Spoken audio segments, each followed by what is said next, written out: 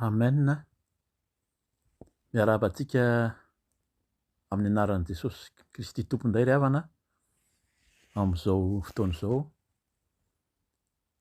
Manomboka izao zany araky ny fangatahany maro tamintsika dia ho atao ny enregistrement na fandraisam-peo ny amin'ny fampianarana tsotra teo anivon'ny fiaraha-mivavaka zany izao atao zao fa nangatahany maro mba ho enregistrena mba ho raisim-peo zany satria betsaka ny fangatahana mba ho fampianarana fampaherezana ho antsika mpiara-mivavaka ho antsika kristianina indrindra izao fampianarana tsotra satria betsaka ny fandiniana, betsaka ny fandalinana efa nataon'ireo mpanompon'Andriamanitra maro fa famporosiana antsika zany izao fampianarana izao indrindra antsika kristianina mitady an'Andriamanitra ao anatin'ny fahamarinana, ao anatin'ny fahamasinana mba azoto sy hafantatra ny tenin'Andriamanitra izay zaraintsika sy arahantsika amin'ny fanompona an'Andriamanitra. Dia arak'izany indrindra ny teny ao amin'ny Matio toko fahaenina mandiny 7:30 izay midika miteny hoe katsaho ny fanjakany sy ny fahamarinany. Zany dia mampirisika antsika zany hoe hikatsaka ny fanjakan'Andriamanitra ao anatin'ny fahamarinana. Ny fahamarinana adina moa zany fa ny baiboly. Zany indrindra zany ny hanombohantsika izao fizarana izao zany dia ny ahafantarantsika hoe inona ny atao hoe baiboly. Amin'ny ankapobeny ny baiboly zany dia tenin'Andriamanitra na teny masin'Andriamanitra, boky mitantara efa naharitra zany efa ely ny sehon'ny bokin'ny baiboly tantara tranainy. Amin'ny teny frantsay moa zany hoe livre histoire ancienne, ohatran'ny hoe ho amin'ny olona tsotra izy zany ohatran'ny hoe tantara fotsiny ny ilazana amin'ny baiboly fa ho antsika izay kristianina mino dia tenin'Andriamanitra, teny masin'Andriamanitra ny baiboly ka izay no ifampizarantsika tsotsotra zany ny amin'ny hoe ahoana nanorenana ny baiboly, indrindra hoe misy efa tenenetsika sady zany androany dia milaza tsika hitantara ny amin'ny hoe testameta roa. Ny testameta roa zany dia ny testameta vaovao sy ny testameta taloha. Inona ilay atao hoe testameta vaovao sy ny testameta taloha dia amin'ny azo adika koa zany ny testameta io hoe fanekena amin'ny teny frantsay koa zany izy atao hoe alliance. Fanekena taloha na fanekena vaovao zany zay no andikana azy.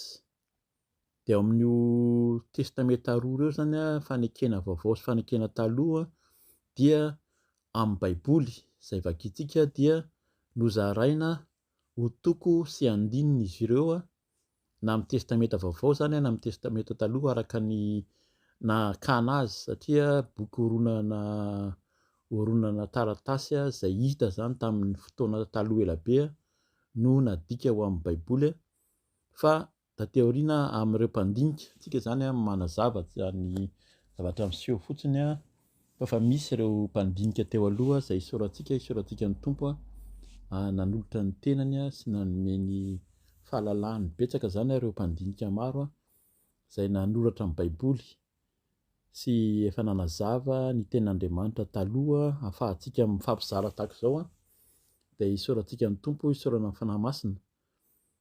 Fa ny antsika zany dia tsy handalina amin'ny zavatra sarotra fa fandaminana tsotra sy fampianarana fampizarana tsotra fa antsika mahafantatra ny tiany ambara ny amin'izany atao hoe fa fitadiavana ny fanjakan'Andriamanitra sy ny fahamarinan'Andriamanitra zany ka dia mandroso zany manomboka izao zany dia ifampizara atao matetika eto amin'ny fiaraha-mivavaka sy ny vidéo ho avy Jesosy Kristy mibeba ianao dia fizarana tenin'Andriamanitra zany fizarana fampianarana ny tenin'Andriamanitra tsotra araka ny hanomezan'ny fanahy masina azy izay isorohantsika ny tompoko.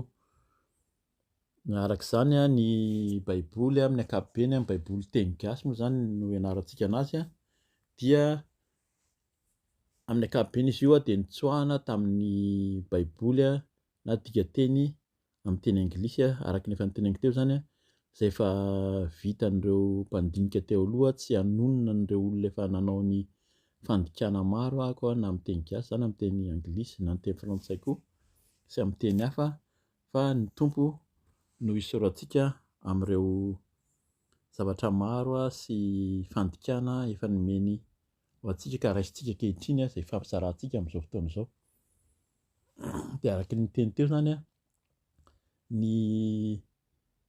ny baiboly io dia fanarahana zany na fanekena tamin'Andriamanitra sy ny zanak'olombelona.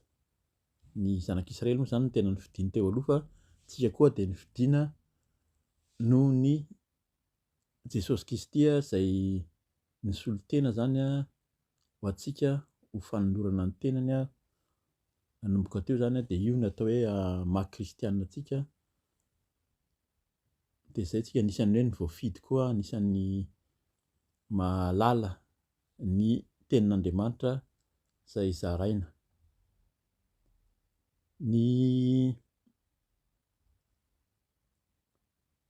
Amin'ny ankapobeny ny antsoin'ny kristianina azy dia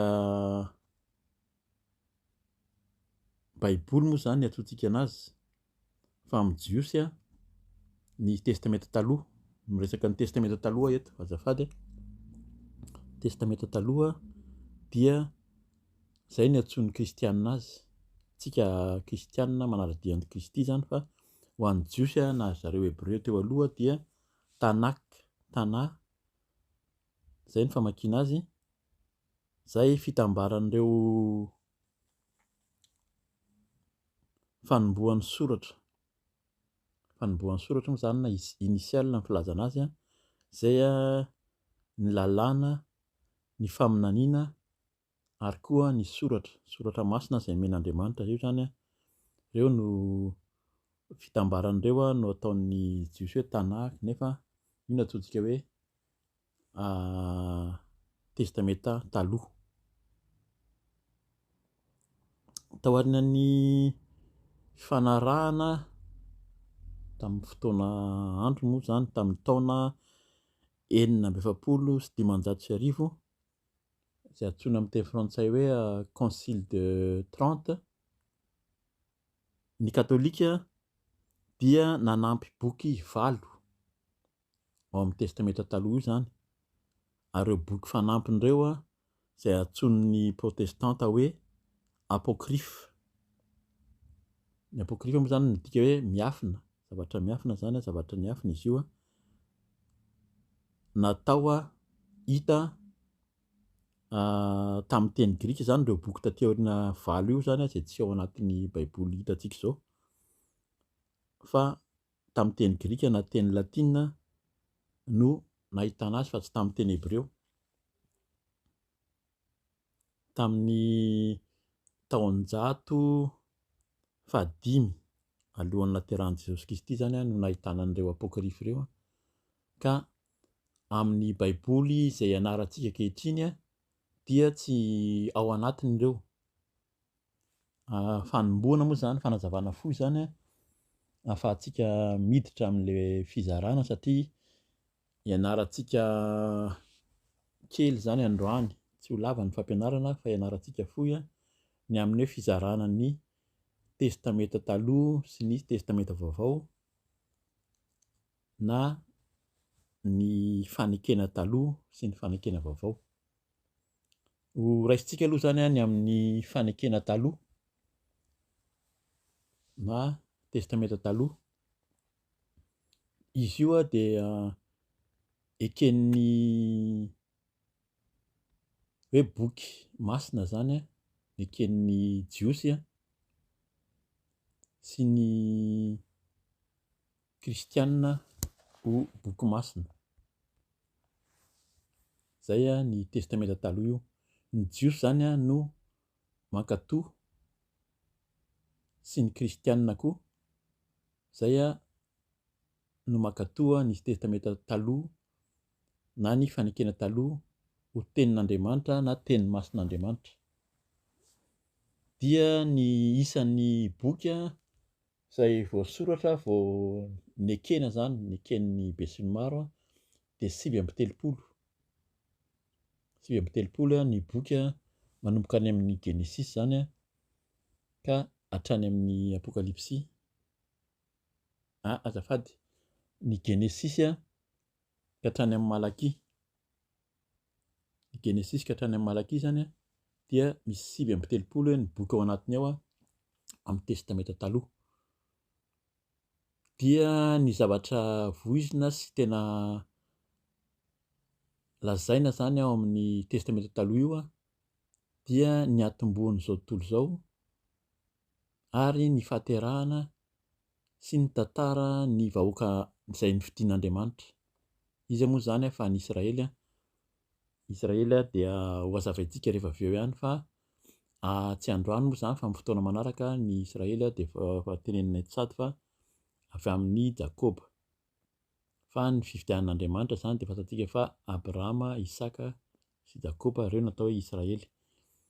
Zay zany no tena hoe voizin'ny testamenta taloha, ny nanombohana ny zao tontolo zao, ny andohan'izao tontolo zao. Io zany natao hoe any amin'ny Genesis ny tena misy anazy na atao hoe Bereshit izy amin'ny teny Hebreo. Dia izay ilay fiandohana, ny fitantarana ny sy ny nahaterahan'ny sy ny tantara ny vahoaka izay fidian'Andriamanitra. Zay zany ny anankiray izay voiziny ao amin'ny testamenta taloha. Mbola mijanona amin'ny testamenta taloha ihany zany tsika aloha dia inona ny tena ambarany ao, inona ny tena lazainy ao dia ny filazana ny fiavian'ilay Mesia. Zay zany ny tena ambarany eo koa. Tsara fantatsika zany zay amin'ny testamenta taloha, izay mahatonga ny kristianina milaza io koa, mbola ho raisitsika ny amin'ny testamenta vaovao avy eo. Ny fotoanany tena nanoratana an'io dia tany amin'ny taonjato 510, 710 ary indrindra koa tao amin'ny 500 tamin'ny taonjato talohan'izao iainantsika izao zany, talohan'ny nahaterahan'i Jesosy. Zay ny fotoana nanoratana an'io. Dia ny fiteny nanoratana azy zany dia tamin'ny fiteny Hebreo. Misy teny vitsivitsy koa zany nanoratana izy io tamin'ny teny arameanina. Zay ny amin'ny testamenta taloha. Ny boky lava indrindra ao amin'ny testamenta taloha dia amin'ny Salamo, ny bokin'ny Salamo, ary ny boky fohy indrindra dia ny bokin'ny Obadia. Eto araka ny teny teo aloha zany fanazavana tamin'ny fanombohana teo dia mba hahafantarantsika tsika kristianina rehetra hoe inona moa zany no zava-misy ao anatin'ny Baiboly io, fanomezana fohy mba tsy ho tompo-trano miono isika izay mpanompon'Andriamanitra. Ny lava indrindra ny boky ao amin'ny testamenta taloha dia ny Salamo, ary ny fohy indrindra dia ny bokin'ny Obadia. Dia nisan'ny toko manontolo zany amin'ny ankapobeny dia misy eo amin'ny 720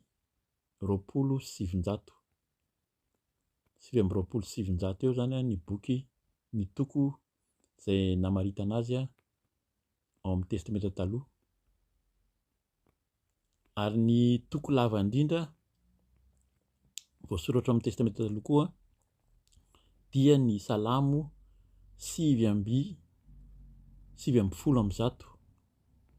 Zay no boky lava indrindra na ny toko lava indrindra.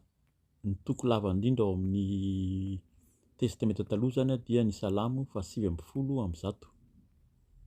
Dia ny toko fohy indrindra dia ao amin'ny Salamo ihany koa ny 7:100. mety misy dikany ireo a, misy fanazavana be da be moa zany amin'ny teny tsika tsy miditra amin'izay amin'ny fampianarana sy fampizarantsika. Ny dikany hoe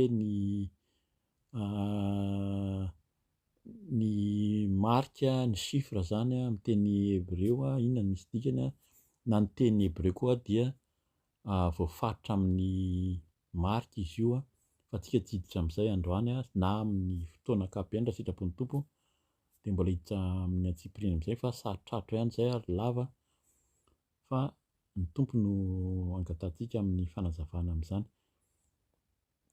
Ny amin'ny testameta taloha moa zany mbola ao amin'ny fanomezantsika azy izao dia ny lalàna,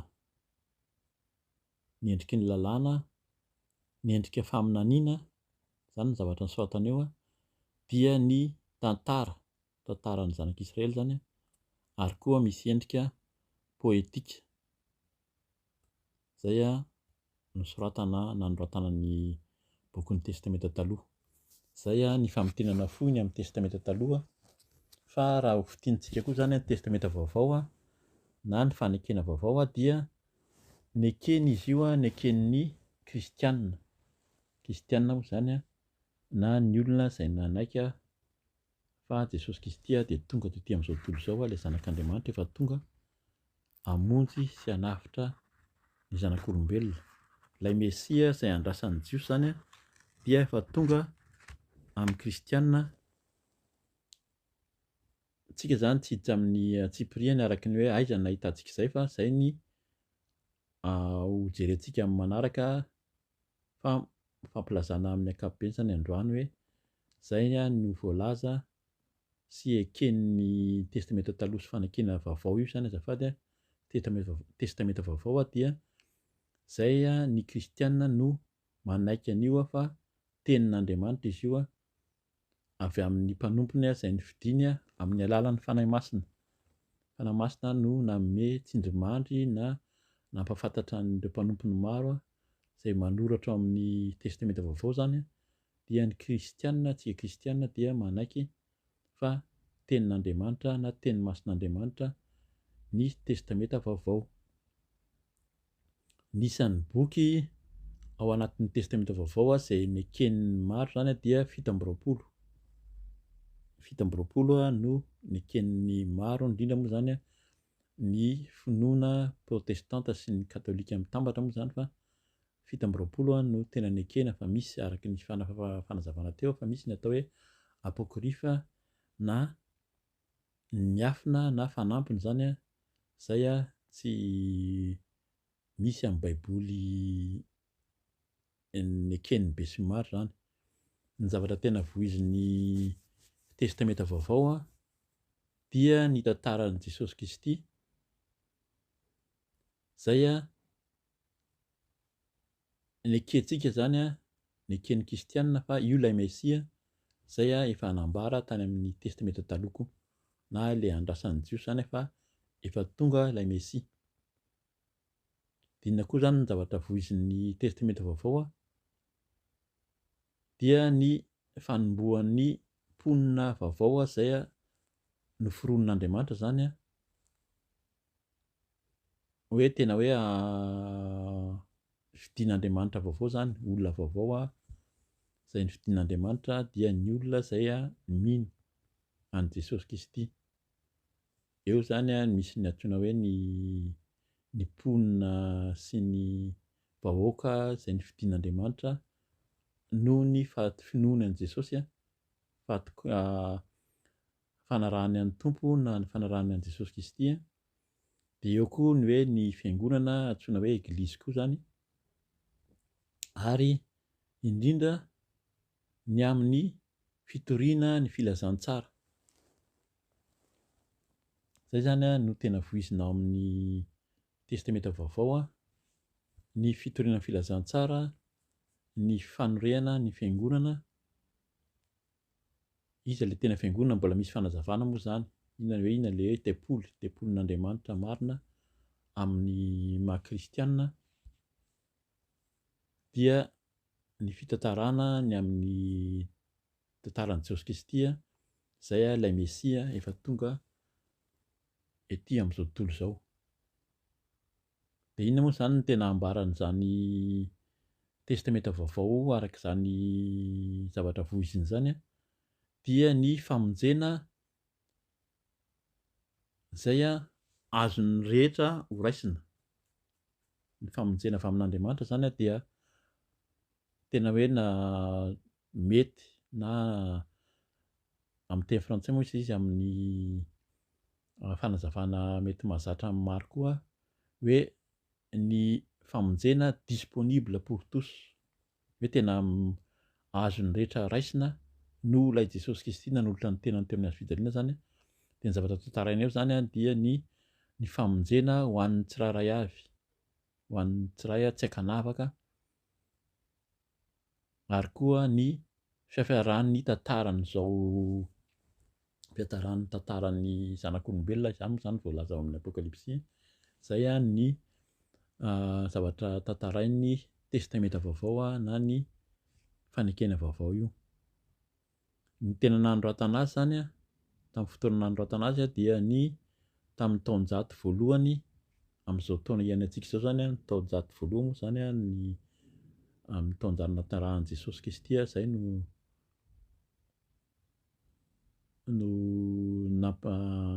nanoratana azy. Ny teny nanoratana ny testameta vaovao dia tamin'ny teny grika. Teny grika zany no nanoratana ny teny testameta vaovao.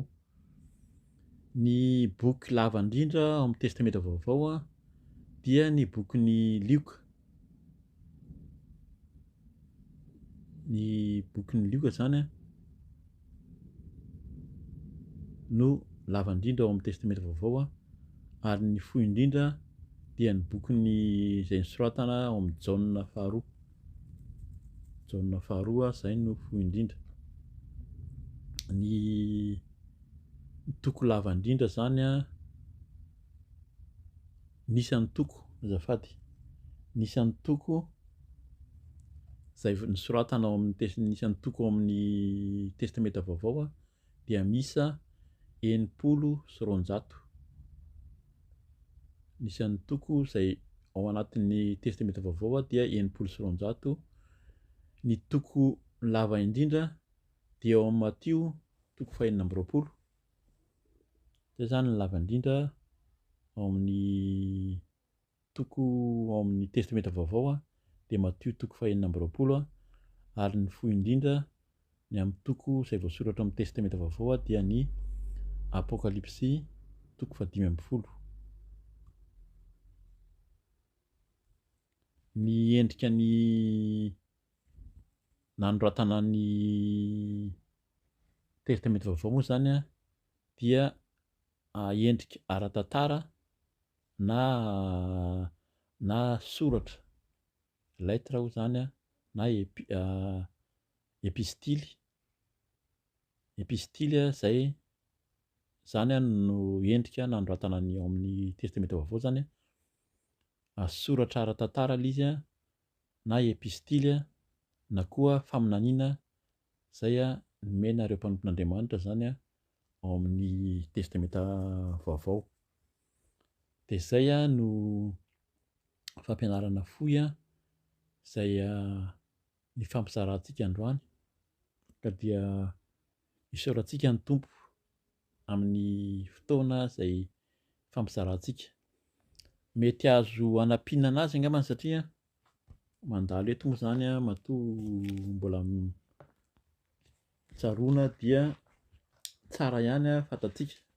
Ampitaina angambany ho anahy manokana tamin'ny fahazazana dia nisy ny fampianarana ny hoe ahoana ny fomba famakiana ny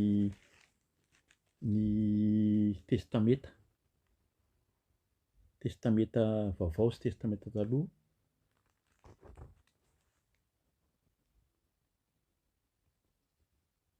Dia azontsika tadidiana araka ny fomba hita moa zany, sady efa fampitanantsika zany ho an'izay mbola tsy mahay an'izay, fa raha mahafantatra moa zany dia isaorantsika ny Tompo hoe ahoana ny fomba famakiana na fitadidiana ny fitadiavana ny boky ao amin'ny testameta vaovao sy testameta taloha. dia vakiako ilay izy satria izay no nampianarana ahy tamin'ny mbola fahazazana moa izany tany amin'ny 9 taona, 7 taona, 8 taona tany amin'ny sekoly lahatany. Dia izay ny fampianarana hoe hitady ny teny izany ianao hoe Genesis na fiandohana, nianarana tsy anjery ilay izy tamin'izany hoe Genesis na fiandohana, Exodus na fahafahana, Leviticus na fisoronana, Numérie na fanisana, Deutéronomie na famerenan-teny. Izany ny anarana azy dia manaraka eo amin'izay tononona isaka telotelo amin'ny ankapobeny ny ambiny: Joshua mpitsara rota, Samuela mpanjaka tantara, Ezra, Nehemia, Estera, Job, Salamo, ohabolana mpitory-teny, tononkirany Solomonina, Isaia, Jeremia, fitomanina, Ezekela. Io zany nasainy nitambatra kely teo. Daniela, Hosea, Joela, Amosa, Obadia, Jona, Mika, Nahoma, Habakoka, Zefania, Hagai, Zakaria, Malaki. Izany no fomba fianarana azy, izany hoe Genesis na fiandohana, Exodus na fahafahana, Leviticus na fisoronana, Numérie na fanisana, Deutéronomie na famerenan-teny, Joshua mpitsara roto, Samuel mpanjaka tantara, Ezra, Nehemia, Estera, Job. Tsy averiko tsara izany fa natao tsy anjery mihitsy izy tamin'izany ka mampirisika antsika izany raha ahafahantsika mamaky aingana, mitady ny tenin'Andriamanitra aingana. Dia izay ny fomba nianaranay azy tamin'izay ka tiako ampitaina koa fa nahasoa hatramin'izany ka mandraka ankehitriny. Ny amin'ny testamenta vaovao indray izany fomba namakiana azy tamin'izany ny anarana dia hoe Mamalija, Rokoko, Gaefiko, Tete, Tititi, Fieja, Pepe, Jaja, Joa. Averiko indray izany izy hoe tsy tononona misy fianarana hafa koa hoe Matthieu, Marc, Luc, John, Asan'ny Apôstôly, Romana. Azo tononona tsirairay tena ohatr'izay mihitsy izany amin'ny fianarana hafa, fa ny amin'ny fampianarana hitako tsotra ihany koa sady nahatsara azy koa izany dia nampitaiko koa izany hoe Mamalija, Rokoko, Gaefiko, Tete, Tititi, Fieja, Pepe, Jajaja, Joa. Atao tsy anjery moa izany izy fa rehefa verina matetika izy io dia tena mipetraka ary mamora ny fitadiavana ny pejy rehefa mamaky baiboly isika. Ka dia izay ny fampianarana fohy sy tsotra ny fampizarana androany ka dia voninahitra ho an'Andriamanitra irery ihany. Inga anie antsika tsirairay avy samy azoto amin'ny famakiana ny tenin'Andriamanitra ary handroso amin'ny fahalalana ny tenin'Andriamanitra, ny teny masin'Andriamanitra, ny fanoloran-tenantsika ho an'i Jesosy Kristy amin'ny fanarahana azy, amin'ny fahamarinana araka ny teny teo, amin'ny fanjakana ary koa amin'ny fahamasinan'Andriamanitra. Voninahitra ho an'Andriamanitra irery ihany dia manao velomanao amin'ny anaran'i Jesosy. Raha sitrapon'ny Tompo izany tsika dia mbola mihaona indray amin'ny fampianarana sy fizarana amin'ny manaraka. Misaotra tompoko. Alleluia. Amen.